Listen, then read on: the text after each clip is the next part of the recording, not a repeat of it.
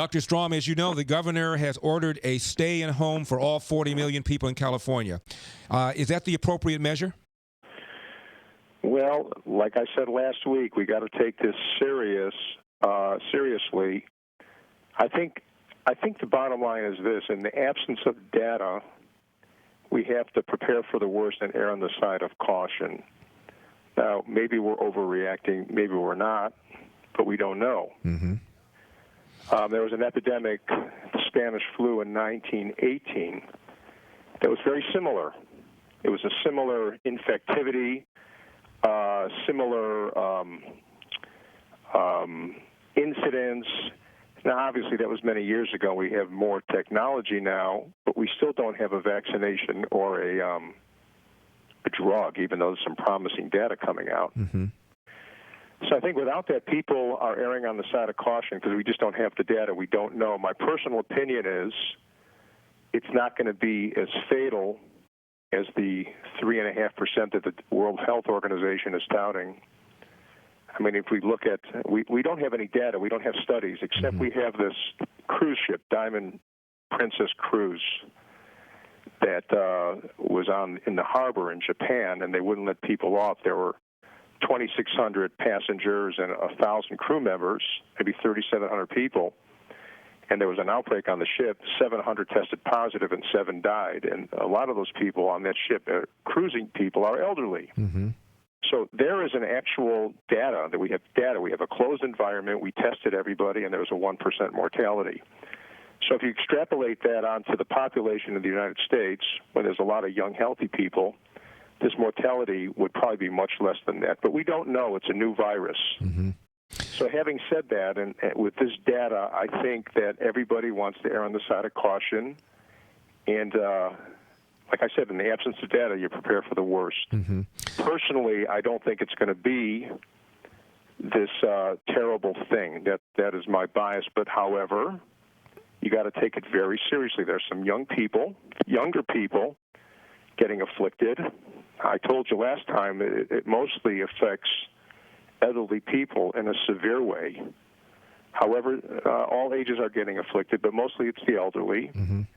But until we don't know, I think that everybody is walking on eggshells and erring on the side of caution.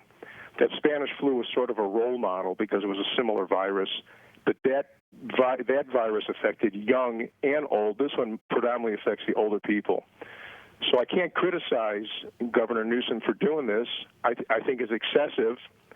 My concern, and I suppose we get through this, is there's going to be a big fallout from this. Emotional PTSD. You're going to see terrible emotional problems after we get through this. Financial, that's going to be big as well. So we don't know the future. I think it's pretty heavy-handed, but until there is data, we just don't know. My guest is Dr. Carey B. Strom. He's a gastroenterologist and associate professor of medicine at UCLA.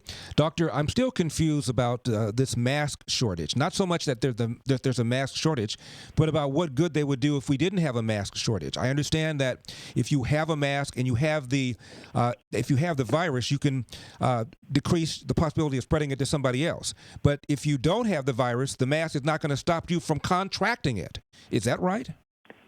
Right. When you see people in grocery stores wearing masks, it's probably doing nothing for them. In surgery, it will get rid of some of the aerosolized droplets that are very infectious. Mm-hmm. Look, this virus is mostly transmitted by aerosols, coughing. So a mask may help that. Now you have these respirator masks, these N95s, that are more efficient for healthcare professionals. I would say healthcare professionals should wear that because the virus particles are very small. In a grocery store, people feel better when they wear that. I went to the store last night with my wife, and there's a lot of people wearing masks. Okay, it makes them feel better. That's fine. It's really not helping all that much. So you're right, because the mask is very porous and virus particles can get around the side. But the chance is to get it in a grocery store like that is very, very small. Mm-hmm. Dr. Strom, is it true that most people who have the virus have no symptoms? Well, I mean, the incubation period of this virus is anywhere from 0 to 14 days. Most people are incubating usually 2 to 5 days.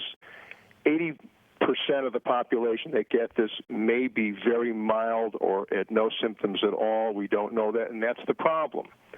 That is the problem because people that are asymptomatic can spread this. However, I will tell you that most times when people are spreading this is they're infected. They have something.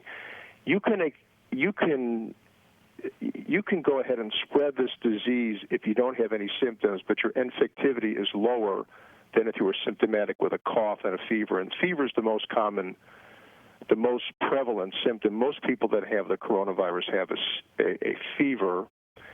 But I will caution your listeners that most respiratory illnesses this time of the year are non-coronaviruses. Mm-hmm.